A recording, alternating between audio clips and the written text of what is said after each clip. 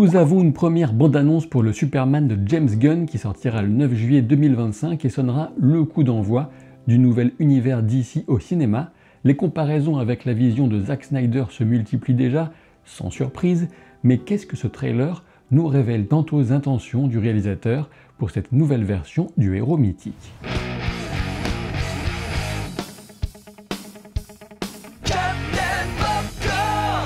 On peut lire et entendre tout et son contraire au sujet de cette bande-annonce que certains présentent comme objectivement laide et d'autres comme objectivement belle. Voilà qui ne nous avance guère. James Gunn a choisi de revenir à une représentation plus lumineuse de Superman en tant que symbole d'espoir et qu'individu capable non seulement de percevoir le bon dans le cœur de l'humanité, mais aussi d'inspirer cette bonté à s'exprimer. On peut poser les termes qu'on veut sur une telle approche selon ses sensibilités personnelles, naïveté, pureté, bêtise pour enfants parce que nous on veut du dark edgy et bien d'autres encore, mais quoi qu'il en soit, ce sera la proposition de ce film. Proposition qui n'empêche en rien de voir un Superman en difficulté, bien au contraire. Pour les connaisseurs, on sait que le film est notamment inspiré des comics All-Star Superman qui ont très bonne réputation. Et les bandes dessinées, vous en trouverez aussi sur Nextory, la seule application proposant tous les formats de lecture entre livres audio, livres numériques, BD et manga, et même la presse. Essayez Nextory, c'est aussi la meilleure chose à faire pour soutenir la chaîne, sachant que l'offre spéciale Noël est accessible à celles et ceux parmi vous qui ont déjà profité d'un essai gratuit. Avec cette offre uniquement valable jusque fin décembre, vous avez 14 jours gratuits, puis 3 mois d'abonnement à moins 50%, ce qui revient à 14,98 € au lieu de 29,97 € pour 3 mois complets. En format audio, je vous recommande des classiques comme J.R.R. Martin, la saga Dune, des livres de Tolkien, ou encore les romans épiques de David Gemmell. Toutefois, je veux mettre en lumière une série absolument inoubliable que je suis en train d'écouter actuellement, la chronique du tueur de rois qui commence avec le roman Le Nom du Vent. Si la saga n'est toujours pas terminée, malheureusement, comme le Trône de Fer, on attend depuis des années, elle reste parmi ce qui se fait de mieux dans le genre et bénéficie d'une narration fabuleuse en version audio. Revenons au film qui ne proposera pas la redite d'une origin story que tout le monde connaît déjà. James Gunn souhaite directement placer son Superman dans un monde dans lequel la notion de super pouvoir et de super-héros est déjà établie, et il sera donc logique qu'il interagisse avec certains d'entre eux, que ce soit en tant qu'alliés ou que potentiels adversaires. Le choix d'un costume très coloré et à la limite un peu idiot de ce Superman est totalement volontaire. L'idée consiste à ne pas rendre l'un des êtres les plus puissants au monde encore plus effrayant qu'il ne pourrait l'être déjà, comme expliqué par son interprète, David Corenswet. Garder le caleçon rouge permet d'identifier Superman à une sorte de catcheur, ce qui peut rassurer les enfants. C'est même l'argument que l'acteur a avancé durant un essayage pour convaincre le réalisateur qui avait encore des réticences. On retrouve dans cette bande-annonce le thème musical composé par John Williams pour le film de 78, et il est ici joué à la guitare électrique, mais sachez que le film aura aussi sa propre musique originale, en plus de ses rappels à l'une des BO favorites de James Gunn, de son propre aveu. Ce qui fait très plaisir à certains tout en poussant d'autres spectateurs à couper directement ce trailer, c'est l'apparition de Crypto. Et non, ce n'est pas une pub pour de la crypto-monnaie sur Twitter, c'est le chien au super pouvoir. C'est évidemment une touche amusante et naïve qui plaira particulièrement aux enfants, mais il me semble prématuré de dire que ce chien ne pourrait pas aussi convaincre un public adulte, à minima ceux qui savent encore aborder une histoire de science-fiction avec l'esprit ouvert. On peut percevoir ici un certain contre-pied à l'approche sombre et sérieuse de Zack Snyder qui fonctionnait très bien dans Man of Steel, un film que j'apprécie beaucoup, même si cette notion de contre-pied reste à nuancer puisque ce Superman de Gunn semble loin d'avoir une vie facile dans ses premières images qui commencent par sa chute et son sang avant de nous montrer des manifestants très remontés contre lui. Je suppose que ce film explorera le questionnement quant à la nature profonde de Superman et la façon dont le monde réagirait à l'existence et aux actes d'un tel individu. Si l'approche de Snyder était intéressante et se positionnait au moment de la révélation de Superman au monde, en même temps que de terribles adversaires, il me semble évident qu'on peut rester ouvert à une nouvelle approche de la question comme du personnage. De mon côté, ce trailer a renforcé ma curiosité pour le film. Une chose semble claire, c'est que l'histoire devra jongler avec de nombreux éléments, et l'un des enjeux consistera à trouver le juste temps d'écran pour chaque personnage et embranchement de l'intrigue, sans desservir le sujet central du film, à savoir Superman. Ceci dit, je reste plutôt confiant en considérant mes deux plans favoris de la bande-annonce, à savoir celui de Superman protégeant la petite fille d'abord, un plan que je trouve vraiment exceptionnel dans ce qu'il résume du héros, puis celui de l'enfant qui répète le nom de Superman comme une prière en brandissant un drapeau de fortune, le tout symbolisant avec une évidence absolue l'espoir qu'incarne le personnage. Ce petit garçon se trouve apparemment en Barovie, ou Barovia, un pays imaginaire bien sûr, secoué d'événements tragiques, des événements tels que l'humanité est si douée pour en créer à longueur d'année et qui se déchaînent particulièrement alors même que vous regardez tranquillement cette vidéo. Je suis convaincu que la protection des innocents est au cœur de tout amour du genre super-héroïque, et d'autant plus quand on parle de Superman.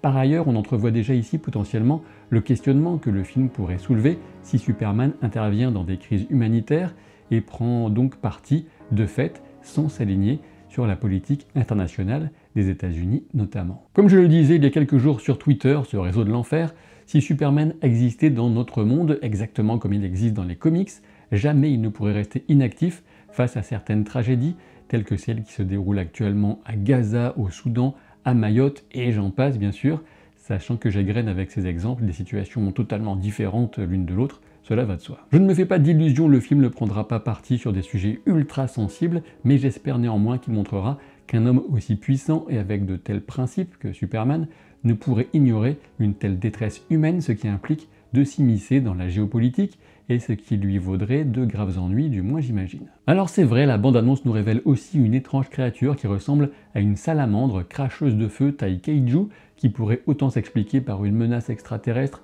multiverselle ou d'expérience génétique, sachant que je pense et que j'espère clairement que cette dernière explication sera la bonne.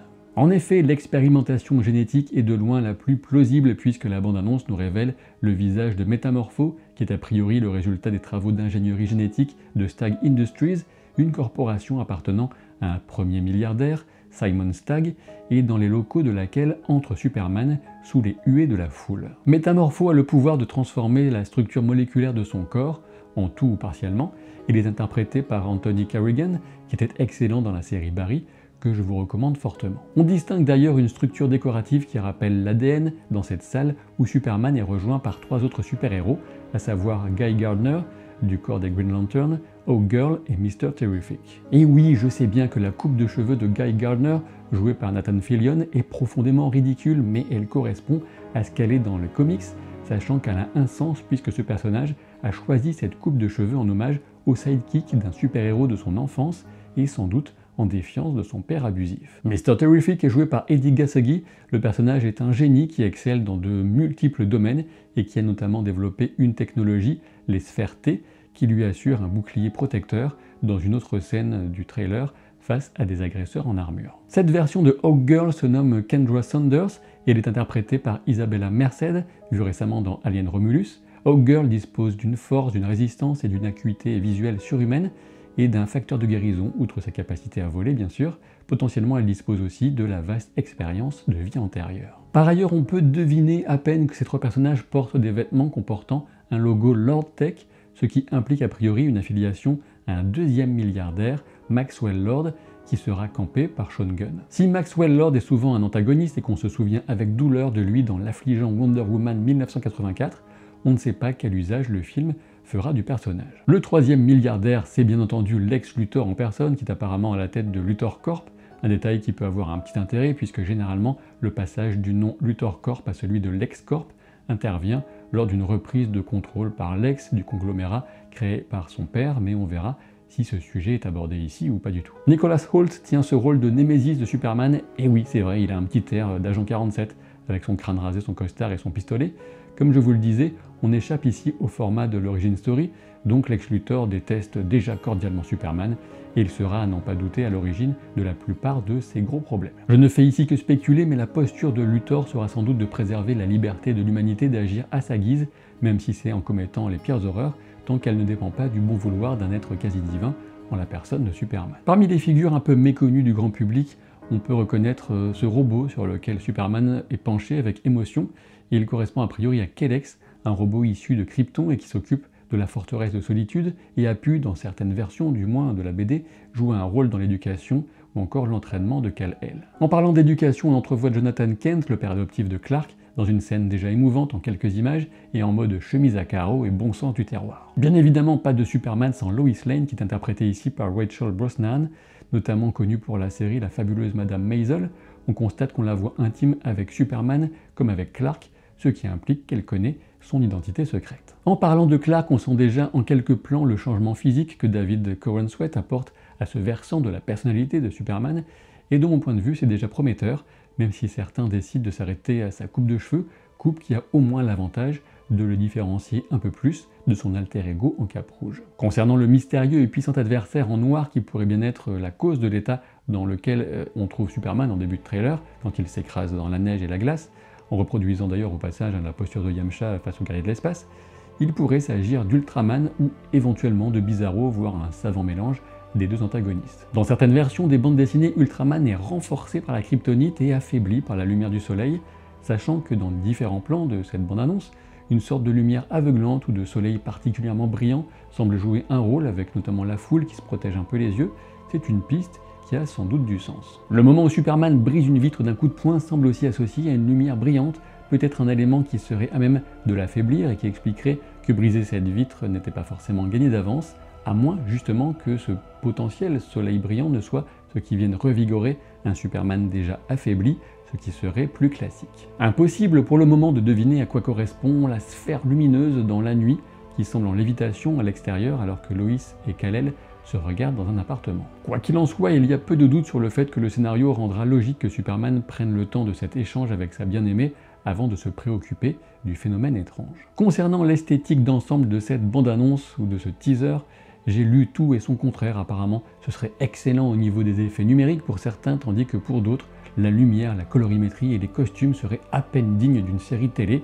Plutôt que d'écouter les spécialistes de Twitter ou encore des commentaires YouTube, je pense que le mieux sera d'en juger nous-mêmes en salle de cinéma. Ceci étant dit, je dois souligner deux choses. D'abord, la qualité esthétique d'un film est un critère important, parfois essentiel, mais il ne fait pas tout. Par exemple, Captain America et le Soldat de l'Hiver n'est pas terrible visuellement, mais il reste l'un de mes films de super-héros préférés de tous les temps pour d'autres qualités. Deuxième point, oui, Zack Snyder apporte une tonalité et un sens esthétique qui lui sont propres, qui ont parfois donné des choses intéressantes, mais aussi montré leurs limites dans Rebel Moon notamment, où il semble s'auto-parodier.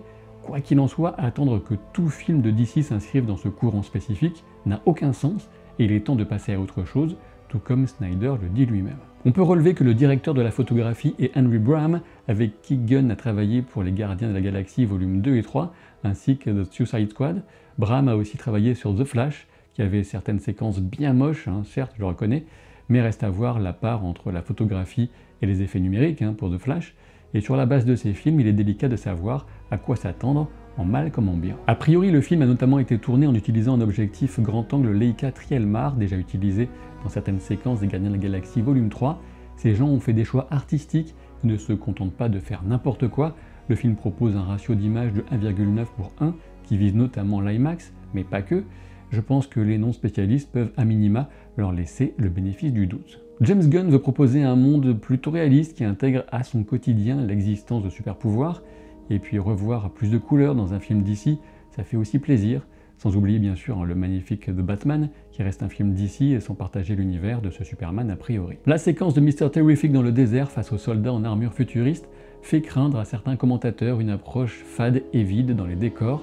C'est un risque, mais pour le moment, ça reste à voir. On remarque enfin dans la couverture des troubles en Boravie, le pays en guerre ou un truc pourri dans le genre, un logo GBS News qui apparaît déjà dans la série d'animation Créature Commando. Enfin un petit mot sur David Corenswet. Certes Henry Cavill faisait un excellent Superman, mais l'évidence consiste à laisser sa chance au nouvel interprète qui semble déjà apporter quelque chose de spécifique, en typant davantage sa version de Clark notamment, mais aussi en exprimant une palette d'émotions qui font du bien sur le visage d'un Superman. Je pense qu'il sera bon, et James Gunn en est particulièrement convaincu. Superman sortira en France le 9 juillet 2025, sachant que dans l'écurie d'en face, chez Marvel, la plus grosse sortie cinéma sera à n'en pas douter Les 4 Fantastiques, premier pas attendu pour le 23 juillet, ce qui pourrait faire de ce mois de juillet 2025 le mois le plus faste pour les super-héros à l'ancienne depuis bien longtemps. Je vous rappelle que pour soutenir la chaîne en profitant d'histoires fabuleuses, profitez de l'offre spéciale Noël de Nextory avec 14 jours gratuits puis 3 mois à moins 50%. Vous trouverez un lien en description et en commentaire épinglé. Et puis bien sûr, tous les pouces en l'air, les commentaires, les abonnements sont les bienvenus. Sinon, je ferai en sorte que Crypto meure atrocement dans les 5 premières minutes du film. Eh oui, c'est comme ça. A très bientôt pour de nouvelles aventures. Salut.